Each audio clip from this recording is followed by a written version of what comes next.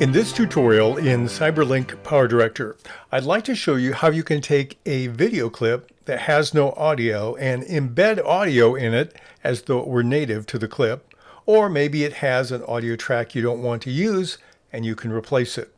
We'll be working both with video and audio clips you can get anywhere off the internet and those that are native to Powerdirector if you're a 365 subscriber. So let's start out with some general pieces of audio and video I pulled off the net. I have this train, and it's a nice shot of a train crossing an intersection, but it has no audio. So I went out and found a free audio. Let's just put it over here for now. And it's got the right kind of sounds I want. So if I play it, you hear the audio, and it looks like it would work. Now, one thing I want to do is I want to trim the first part of it off. I want it to start with the loud train horn sound, which is about here.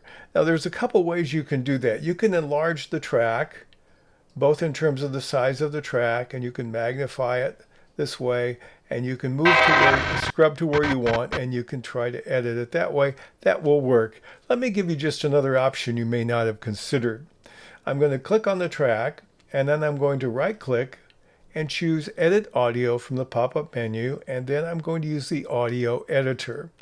Now it's true in the Audio Editor, and I've made it full screen, it's true that you cannot cut or trim in the Audio Editor, but what you can do is you can be very precise to see the waveform.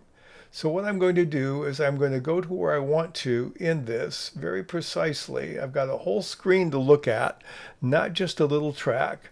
And this is where I want to cut it. And you can play it back and forth and experiment where you want to go. And what I'm going to do then is look at my time code.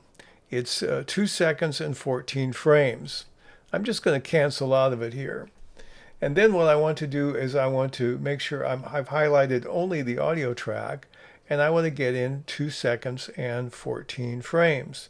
I use the period key or the comma key to navigate where I want, then use Control T, and now I'm splitting it as precisely as I possibly could. So you might find it easier to work simply on the timeline, but this is a way in which sometimes I found it to be helpful. So I have my clip. Now let's look at both of them together. So I have my video and I have my audio. What I need to do is make sure they're the same length. So I'm going to go to the end of the video clip by pressing the page up key here. I'll go end. And then I'll use the Control T, hovering over the second clip to split, and we'll take off the last part.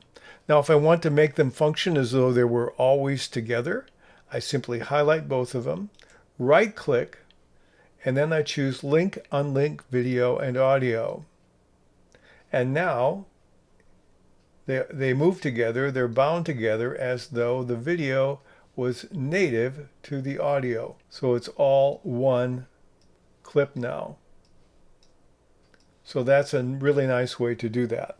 Let me give you one more tip in using stuff like this from some of the resources if you're a 365 subscriber. If you happen to be, let's try another kind of a setting. I'm going to go to my media, and I'll open my panel here on the left side. I'll go to Stock Media and use Getty Images iStock. So I did a search for backyard waterfall, and if you want some more information about the options that you have, you can click on the filter search. This gives you lots of options. You can choose duration, you can choose resolution, composition, viewpoint, all kinds of useful things to filter your search. We're going to leave the filter off for now. But let's assume we want to find something like maybe this one here. I can play it if I want to, or I can just click on it, and then I can click on download. It will begin to download that video, and then I'll have that in my media room. It will tell me I'm successful. I'll click on OK. So now I have that. Now let's assume I want something to go with it. It does not have an audio track to it. I'm going to go to Audio, and let's go to Sound Effects. I'm going to search for water and sound effects.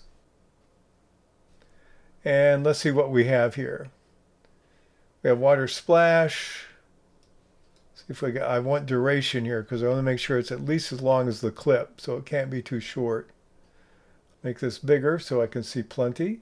Spring water stream. Here's one that's spring water. Let's listen to that. And that might work. Okay, I'm going to click on the download button.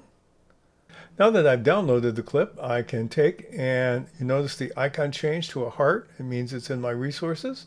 I'll take this and drag it down and put it here.